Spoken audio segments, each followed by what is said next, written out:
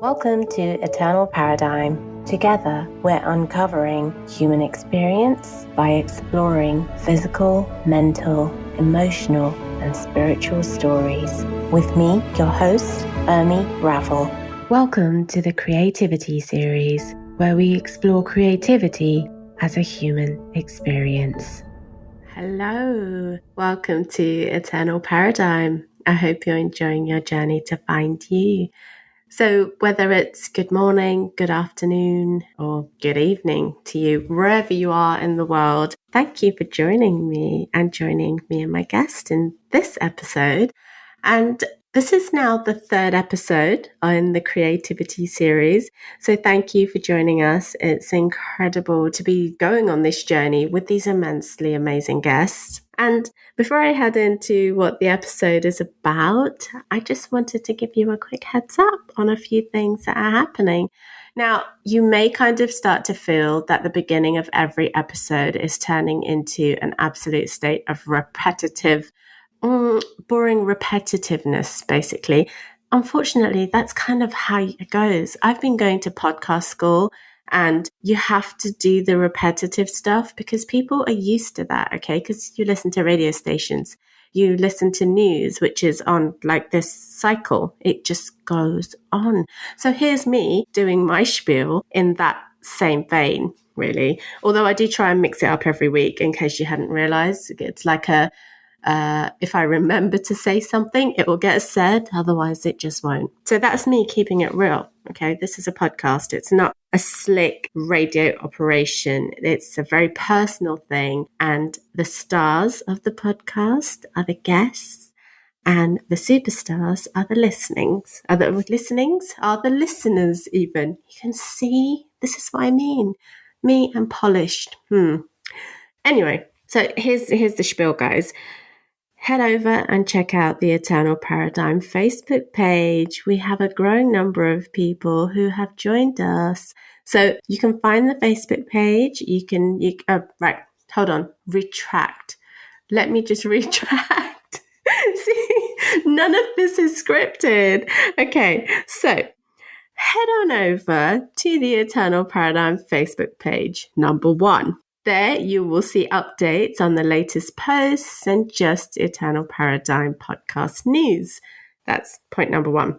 Point number 2, come and join us in the Eternal Paradigm Facebook group. You see the difference between the page and the group. There is a difference. The page just has information on it. The group is where a little bit more interaction's happening.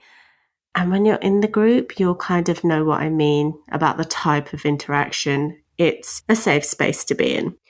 So that's those two. The other thing you can always do is join me on Instagram. So as a part of this series, I am so excited to announce, before I go into this episode, is I also have 2 Instagram live episodes with 2 of my guests who have appeared on the podcast before, but they're joining me in the context of creativity. And I am so excited about that because one of them is, well, actually, they're both friends of mine because, I know amazing people. That's just how it goes. So both of them are artists in their own right, but one of my guests, Marissa, actually joined me right at the beginning of the podcast when we were talking about spiritual energies and being able to communicate with our kind of spiritual ancestors. Fast forwarding on to where we are now, Marissa is a creative energy. She's an incredibly creative soul. So I'm really, really excited to be able to bring this to you. Keep a lookout on Instagram and Facebook for the live info, updates, and all that sort of malarkey. The second person who is going to be joining me, and we're going to be exploring something that I am just going to absolutely, I'm so excited. This is what I mean, I can barely speak, is Maria Adriana Contreras, who is also a former guest on the episode. Again, in the context of this series, we are exploring different aspects of creativity, and I am so excited to bring these to you. Keep a lookout on socials for more information on the dates and the times. The lives will be available to catch up, you'll be able to see those on the Eternal Paradigm podcast Instagram page. Everything's a real mouthful, you know. So now I'm smushing on to this episode. This episode is actually one that's, again, very personal to me because it's with someone who I've known for years. And as you listen to the conversation, you'll understand how we know each other. And I am just so excited to bring this another incredibly creative energy to you because this is real, right? And the way that creativity shows up for my guest, Jules Dann, is just phenomenal. And if you've been following the social media posts, you will see her work. You will actually read some of the words that she's put together, and they're just phenomenal. So I am going to introduce you now to Jules. Enjoy. And I will catch up with you on socials, or I will definitely catch up with you next week. My name's Jules. I'm based in Oxford and I work as a commercial picture researcher for an online photo library. And I've been here an amazing 10 years already, so that's flown by. Right. So what does a commercial picture researcher do? I'm intrigued. Well, it is a good question, and I didn't know myself until a few years before I applied for the job, really. So basically, I work for an online photo library, and we have a huge database of images, and I work with clients, and as I said, I'm a commercial researcher, so the clients are generally corporate clients, advertising clients, calendars, sometimes charities, and I find images for them. So they send over briefs, and the briefs can be fantastically vague, which I really enjoy because it gives me a chance to get my creative teeth into it. So, for example, a client might be doing a rebrand and they'll say, we're really in need of some lifestyle images. We're not quite sure what we want, but we want the images to convey a particular feeling or emotion. And by the way, our brand colour's orange, so they need to have orange in there somewhere. Or, some of the brand guidelines can give you a good laugh, really, but, I enjoy the challenge of that. And then, of course, sometimes the briefs can be pretty boring. I think I did one for tarmac. So one client wanted all the different types of tarmac that you can have. I think it was for some kind of industrial company. So yeah, that was pretty fascinating day. Yeah. So I can see exactly how the day job is quite varied in terms of what you're getting, or what kind of shows up.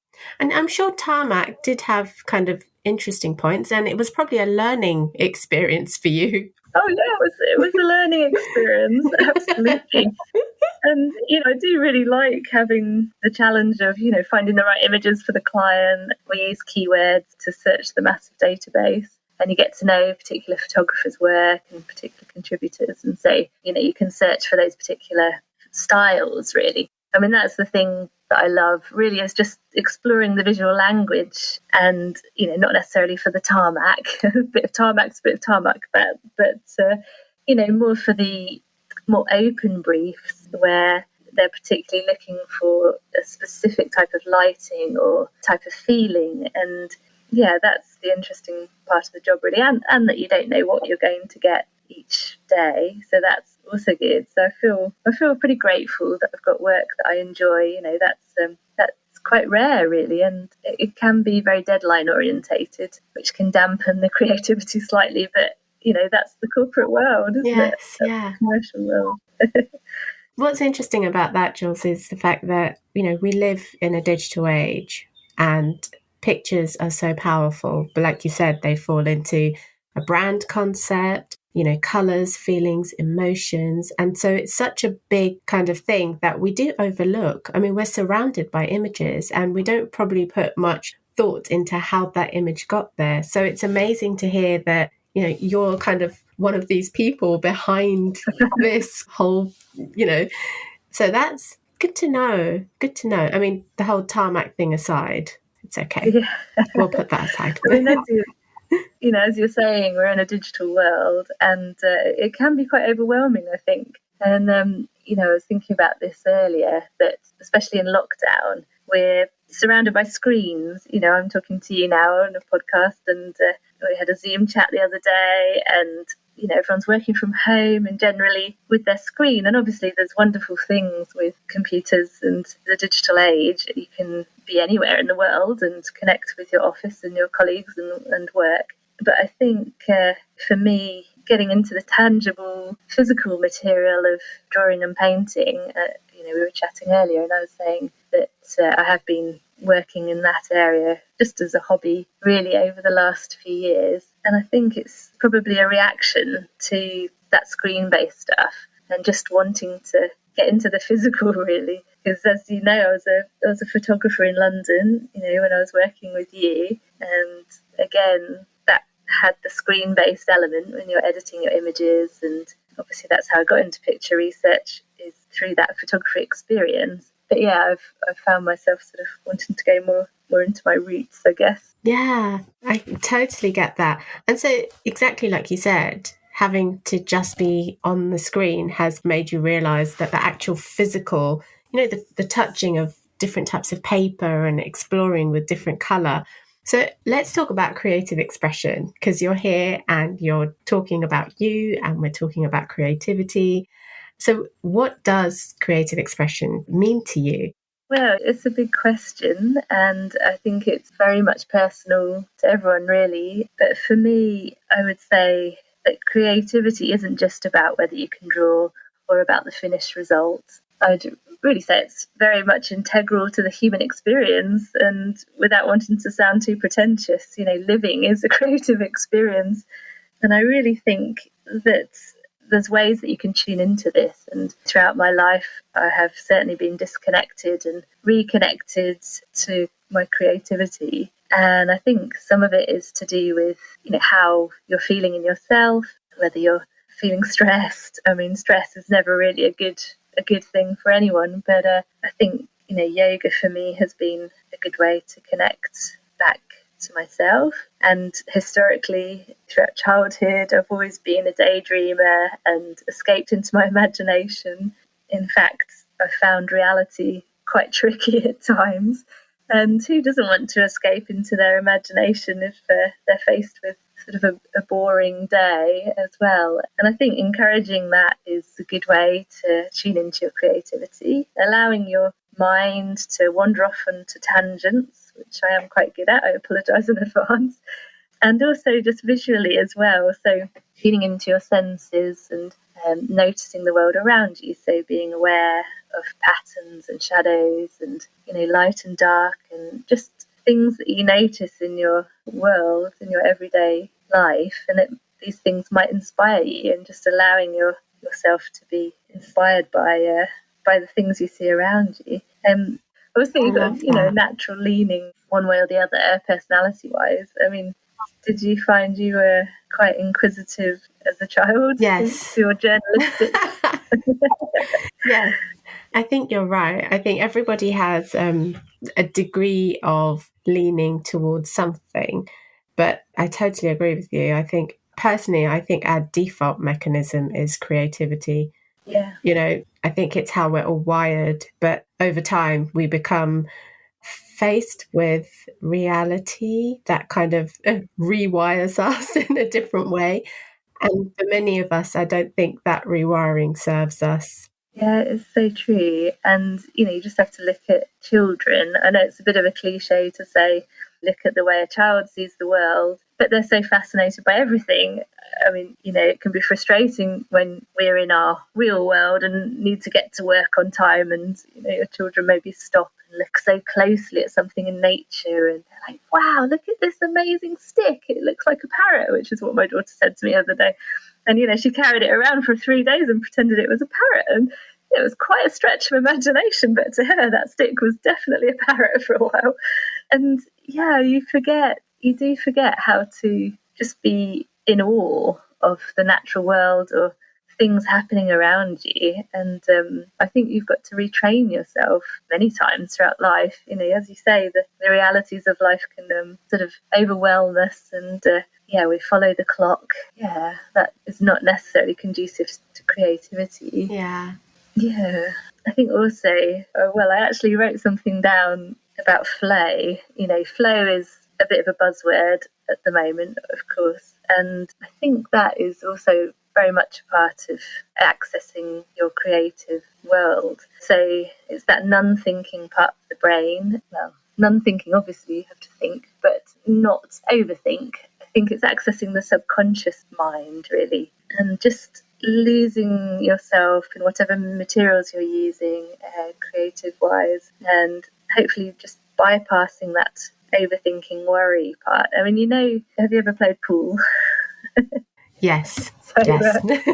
A long time ago. Yeah, back in the day, everything was possible. Well, yeah, when we could see people and, those sorts of crazy things. Yeah, and so, I used to enjoy playing pool. Sometimes I was terrible at it, sometimes I was great at it. And I think that after half a pint, there was a sort of sweet spot, not too much beer, but just maybe half a pint. I suddenly became really good at pool. And Excellent. I love it. I really think it's to do with that losing yourself a little in the hand-eye coordination. You don't overthink it. You just trust your instincts and you trust your gut. And then for some reason it just suddenly works. Your brain, you manage to somehow enter this world where everything's possible. And linking it back to creativity, I think when you're immersed in a painting and you maybe forget that you're hungry or anything really, you can just throw yourself into it. And I'd say that is accessing flow, really, just immersing yourself in your experience. And I know we'll talk about yoga as well, but I think that's why it's, to me, yoga and art are similar worlds, really. Just because. But tell us about that, because you've mentioned it a couple of times. So let's talk about kind of movement and creativity, because the yogic sciences, yoga movement, yoga breath work, yoga reaching levels of consciousness are all kind of, like I said, a part of almost like our default mechanism and almost like our superpowers. But we've become, and that in itself, you have to have lots of kind of different types of training for any kind of traditional forms of yoga, and you are a qualified yoga teacher. I am. I did it a long time ago now, 10 years ago. What's the connection for you there between movement and creativity and accessing that flow state or that kind of subconscious mind?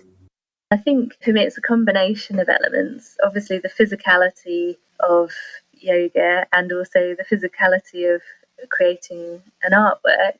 And I think that tangible aspect, you're immersed in an experience. And I think that something like yoga and painting or creating music or whatever your creative outlet is, they're all experiential activities. So it's quite hard to talk about them academically like we are now, but I think that you're in it and you're accessing just a different part of yourself. I mean, yoga works using your breath to unify body and mind, and that in itself is a tool really to help you ground yourself, center yourself, and be in the present moment, really, because we're so often off in our heads, lots of thoughts about what you've got to do tomorrow and what about that thing I said yesterday, and it's all noise, really. And so for me, I find that yoga helps to balance my emotions and reconnects me with myself, and then I find I have maybe a little more energy that I can expend however I want. Maybe my relationships are a bit happier, I'm a bit less grumpy if if I've given that time to myself. Yes. Yeah, I totally get that. But I've also found that being a parent can often mean that your thoughts and your emotions are constantly jumping around all over the place because you've got other beings around you who have this amazing way of looking at life and experiencing it. And yet you're kind of half in trying to be in their world because you're fascinated and connecting with it. And the other half, I'm like trying to stay in this world. And it's that whole, yes, the reality is this, and I still want to do that. And I'm kind of stuck. So I'm glad that yoga's helped and worked. Well, it has helped, but as you say, it's that challenge being a parent and finding that time, really. I mean, if I do yoga when my daughter's here, she'll generally hang off me, in whatever pose I'm doing, because it's taking attention away from her. And I mean, sometimes we'll do a bit of cosmic yoga, which is sort of kids yoga. It's brilliant.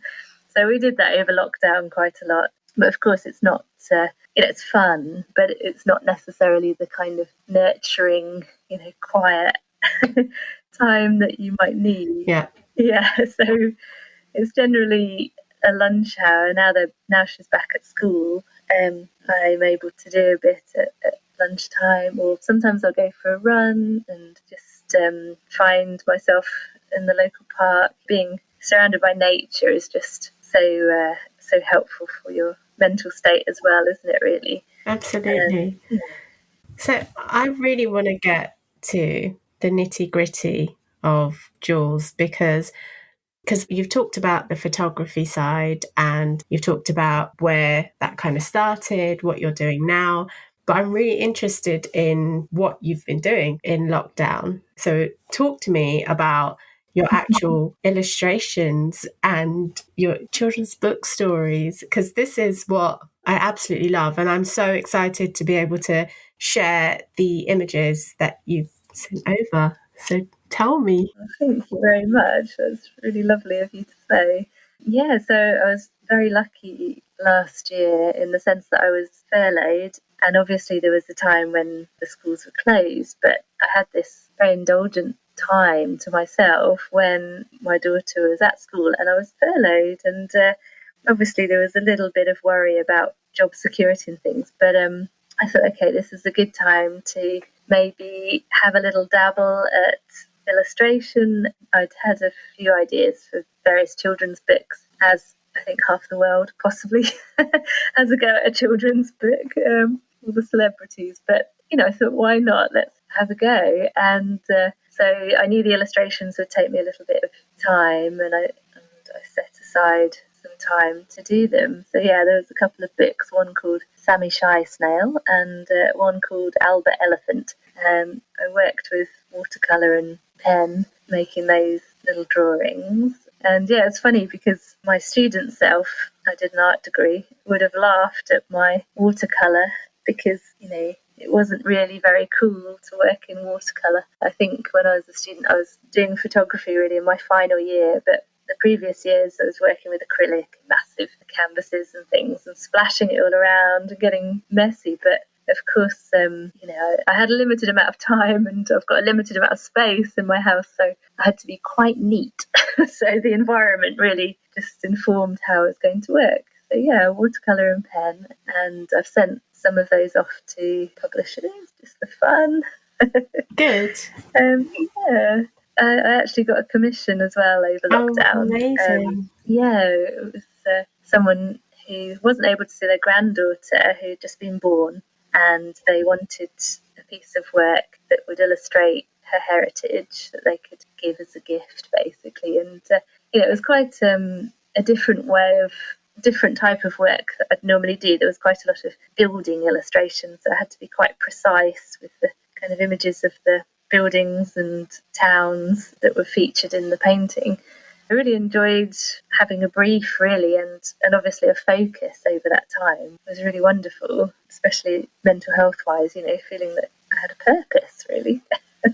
And it's so interesting you say that, because having a creative outlet, whatever that is, I mean, even if, we tend to think of creativity as expressive forms of art, but actually creativity can literally be memorizing math sums, because if you're doing it creatively, that's your outlet. Now, I would like to ask you, I remember this very clearly when you first kind of shared on Facebook, because we are Facebook friends. We have known each other for quite a long time. Yep. To the point that I have to also add that Jules was, bless her, she was one of my wedding photographers. And for anyone who's never been to an Indian strokes Hindu wedding before, this was Jules's first one. And I really felt like I dropped her in at the deep end. And yeah, like 1,200 people, and I don't think that's going to be happening. So it's all good. Lots of people have been saved from that. But that was quite an interesting way to be introduced to Indian wedding photography. It was a wonderful experience. I loved Oh, it. bless you. It was a long time ago now.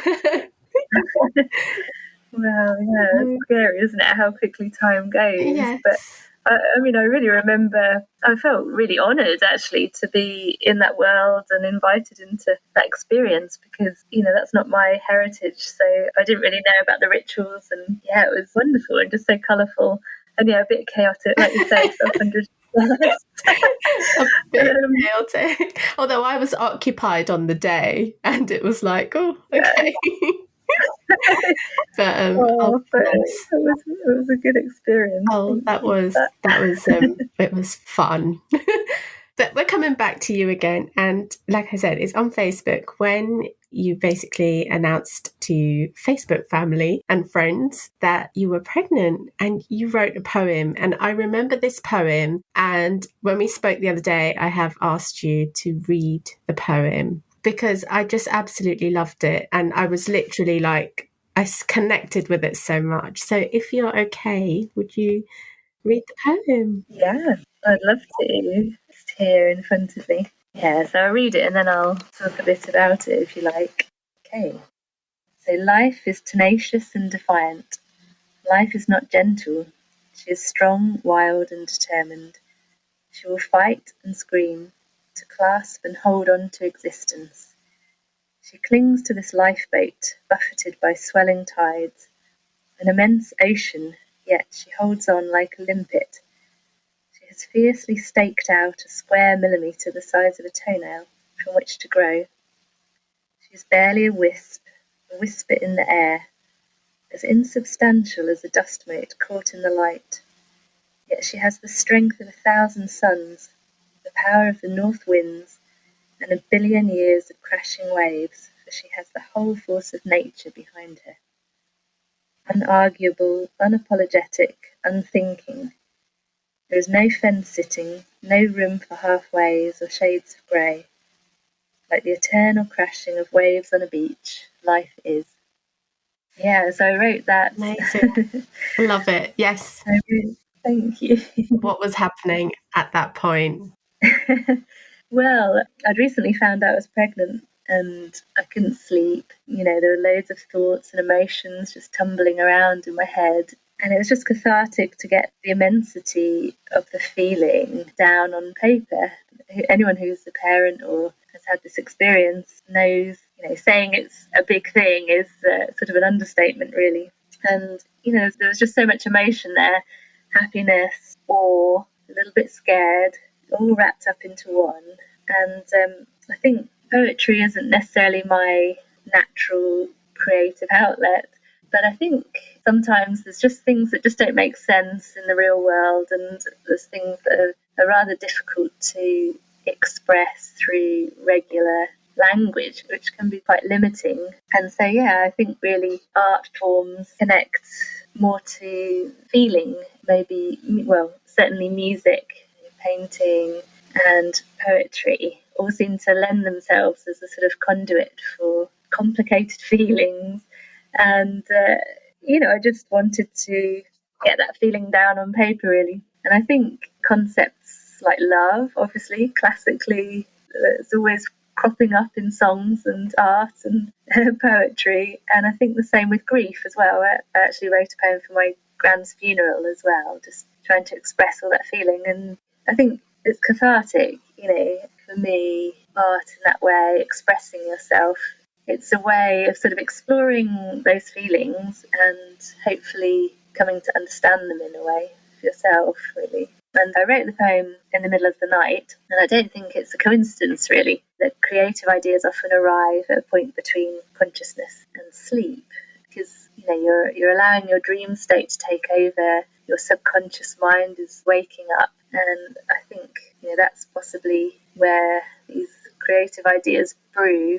I mean, classically, creativity has always been linked to sort of otherworldliness, and I had this fantastic art history teacher when I was at uni, and she was always talking about amazingly interesting about psychologists and philosophers and all sorts of interesting things. And she'd talk about these two gods, Dionysus and Apollo, and they're Greek gods. And she'd say, okay, these are the two channels of thought coming from ancient Greece, and Western thinking adopted the Apollonian way of thinking. So that's sort of, your logic, your linear thinking, problem solving. And then Dionysus is sort of the opposite.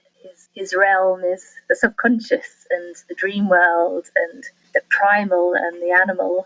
And maybe not surprisingly, creativity was always his realm. But anyway, I've gone off on a tangent because I just love those sorts of ideas. Yeah, no, that's not a tangent. I think that's really interesting, because when you're in formative years of understanding yourself and where you kind of fit into, when you meet people who open up different ideas to you, it naturally starts to feel, you start to feel good because you've understood something that you've been questioning for quite some time. And all of a sudden it's like, this is quite fascinating. And it's amazing that you've had an art history teacher who was just bringing all of these different ideas to you, because how else are you going to, especially like for me as well, like when I was at university or even at school, probably didn't have access to so much information online because it was still developing. And so your understanding of the world came from exposure to different types of people and what their learning had been, and kind of talking to people and connecting. And, for me, it was like going to poetry readings or going to photography exhibitions for Indigenous tribes, because that's where it all came from. Whereas now everything is available online if you are looking for it, right? That's the thing, isn't it? It's if you're looking at it, and you sort of have to know it's there to look for it. That is it. And this is the wonderful thing about conversation with people, and what I'm missing in lockdown really is those spontaneous meetings. Obviously you can arrange to talk to a friend on the phone, but you might not necessarily meet an acquaintance and have a good long chat, which then ends up sparking loads of interesting ideas and just having other people's knowledge. I've got a friend who's really complete culture vulture. She'll talk about arts for hours, and she has so much knowledge there, and it's lovely chatting to her. And her husband is really into music, so together, and they know their wine as well. So I'm really missing hospitable evenings with them where we can exchange ideas really and talk about all these cultural interesting things that you wouldn't necessarily know about otherwise. Yeah, I'm totally with you. And I think hopefully we'll be able to get to that point where you can do that. Yeah. Oh, I hope so. Yeah. No, definitely. So let's move on to future plans. What's happening for Jules? Yeah. Well, that's a good question. It's a big question. Who knows? Who knows, really? I feel like the lockdown has been a time of reflection and introspection for a lot of people. And it's been obviously a strange time with the isolation aspect as well. But maybe for me, it's quite a natural point to reflect and look back as well as looking forward. I turned 45 as well, which has felt quite a momentous age. Yeah, and just really thinking, okay, what's next is the things that I want to achieve. I mean, throughout life, art and photography and yoga have been consistent elements, so I'm sure there'll be more of that. I'm interested in the therapeutic aspects of yoga and art, so who knows, possibly more training there. So I find that very interesting, really, just how it can help people feel better and how those different art forms can encourage conversation about feelings, really. Yeah, I mean, in the short term, my landing wall is looking a bit bare. So that's a short-term goal, is I'm thinking, maybe I'll attempt a seascape or something and just hang it up there. And you were talking about Etsy shops and things with me, weren't you? And the idea of that. I mean, that is an interesting idea for future, maybe, but maybe I'll try and get some more time to be a bit more productive. Yeah, I mean, absolutely. And, the being commissioned to do work is definitely, it's happening more and more frequently because people want to have commissioned work. Yeah, well, absolutely. And I think just carving out enough time and space for me to do that. I think, you touched on it earlier with parenthood, and it's sort of the holy grail sweet spot in a way. How do you balance it all out? Because, you've got school people that rely on you, and then you need to recharge your own battery. And obviously, if you're depleted, then you're not going to be any good for anything. And then, of course, there's the boring thing of bills, work, and then the extra things like accessing any creative projects that you want to get your teeth stuck into. And these are the extra layers, aren't they, that help increase the richness of life. And, it's important to find that time to explore that side of yourself as well, really. And like you said, creativity can take so many different forms. It doesn't have to be drawing and painting. It could, I was thinking, even gardening, and just being in touch with the outside and nature and putting your hands in the earth. Yeah, but I really think it feeds into that holistic sense of well-being, really, if you're in tune or accessing that side of yourself as well. I totally get you. So what I always like to do at the end of a conversation is to open up the floor to my guest and say, if you could leave a question for the listeners, what would that question be? And is it a question that you've asked yourself? Ooh, that's a hard one. I might have to think about that one. Yeah, no, don't worry, we've got time. Yeah, maybe the question would be, how does everybody find that balance, really? It's, I think for me, pre-motherhood and post-motherhood, it's a huge divide, obviously. And, I absolutely adore my daughter. She's the most important thing in my life. But I think that question of identity and who you are, it sends you spinning on your axis, or it turns you upside down becoming a parent, because I think it's to do with your identity, really. You were one person, and then all of a sudden you've got to find out who you are in this new context. Who am I now? And obviously you've got another person who heavily relies on you. And so really it's just, I think that is my big question, really, is how does everyone find that balance? And is it maybe just something that fluctuates? Sometimes one day it's a bit more about you, and then another day it's more about all the other stuff.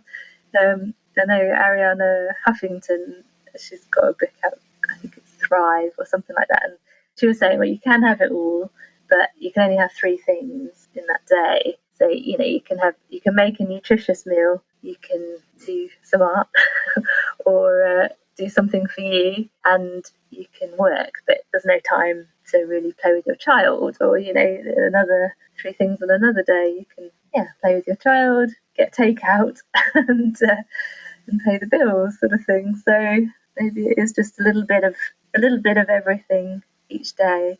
Yes, and so the whole kind of being able to do 3 things a day, I learnt that the hard way about 12 years ago. Yes, and I totally agree. Just decide what those 3 things are going to be for you and do them. And then every day, it's like, I kind of liken it to having 3 different flavors of ice cream every single day. I still get what I want, and it's not really ice cream, so I'm not consuming the calories, which always helps. Yeah, exactly. And especially now that there are so many plant-based ice creams available, I mean, I could really go all out there. Right? Oh, you're so good. Yeah, it does get quite tempting, and now I'm thinking about ice cream. So sorry. No, I started it, don't worry. Oh yeah, summer and ice cream. Yeah, and it is. And I think there's definitely merit in that, just identifying what 3 things you want for that day, and then having 3 different things the day after. Go for it. I was listening to a happiness podcast. Oh, yes. Really good, yeah. It's so interesting. I mean, talking of balance and things, I found some of those little life hacks quite handy as well, really. Just have a gratitude diary by my bed, and I try to write in that every night. And it only takes a minute, but it does seem to give me a little bit more energy and a bit more focus. So, finding out listeners' life hacks, really, and their sort of solutions to living and all its complexities. Yeah. Love that. I mean, gratitude, definitely, but reflection is so big, and meditation is just, but it's hard to work out because meditation again comes in so many different forms. So it's working out what works for you and what doesn't really. Have you ever tried the Headspace app? No, I haven't.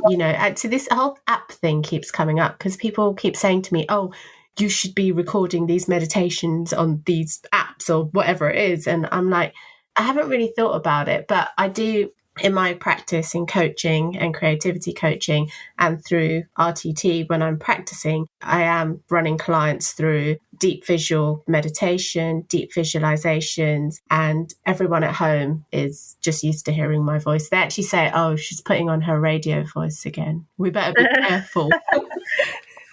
Yeah. Oh dear. So I haven't actually used any of the apps because I do two types of meditation. So one is either absolute silent meditation and kind of try and clock up the hours, which is Vipassana meditation. And the other one is mantra. So just chanting meditations and incantation. So it's a lot of fun. It's a free drug. Yeah. Yeah, it sounds very powerful, actually. I mean, that's something on my list for future, really, is, well, aspiring to meditating more. I use the Headspace app a little bit. It's just guided meditation, so it's quite easy in that respect. You're not suddenly plunged into complete silence. And then as it goes on, he reduces how much he's guiding you. There's longer and longer periods of silence. But yeah, I've been trying to just take a short amount of time. I mean, the joy with that particular app is that you can choose how long the meditations are. So you could literally just do 5 minutes, which is handy, and then longer if you've got a longer period of time. But I do find if thoughts are flying everywhere, it's helpful just for regrounding. It's so important. The other thing that I wanted to ask you is that you set yourself challenges, and you've just mentioned that, would you say the hallway needs something up there? Okay. Yeah. What other challenges have you previously set up for yourself and seen through?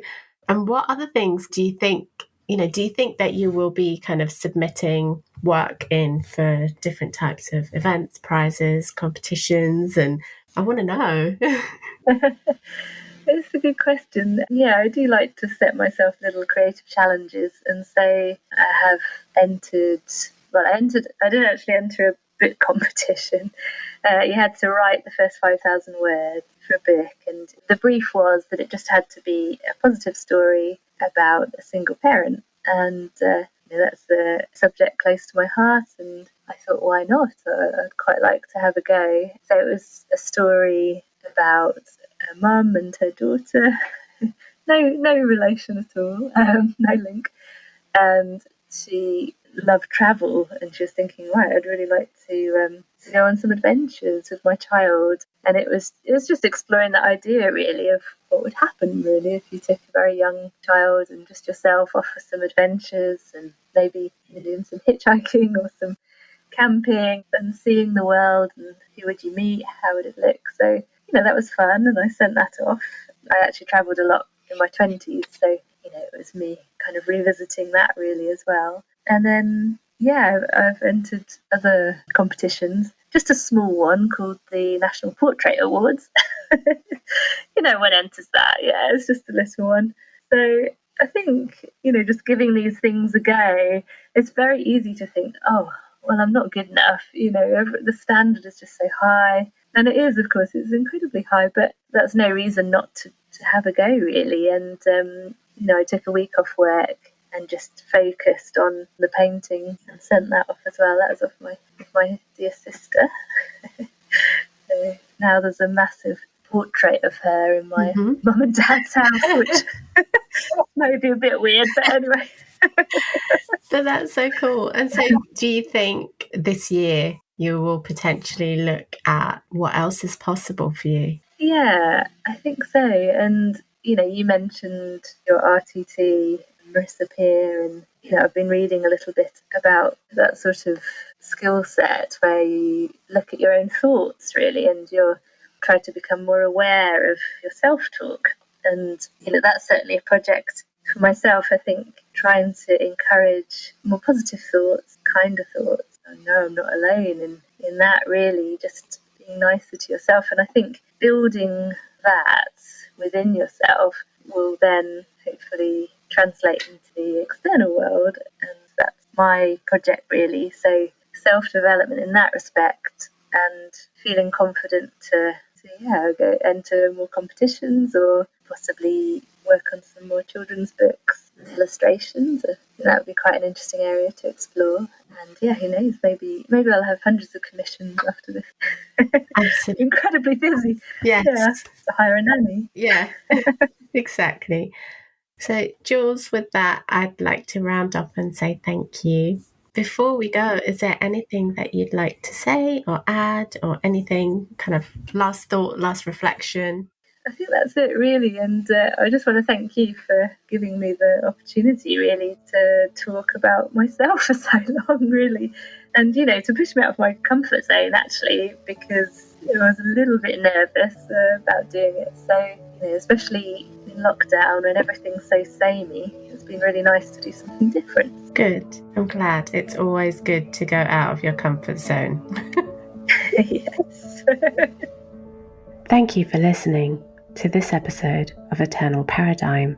I'd like to take this opportunity just to remind you that your comments, your feedback, and your listenership is incredibly valued.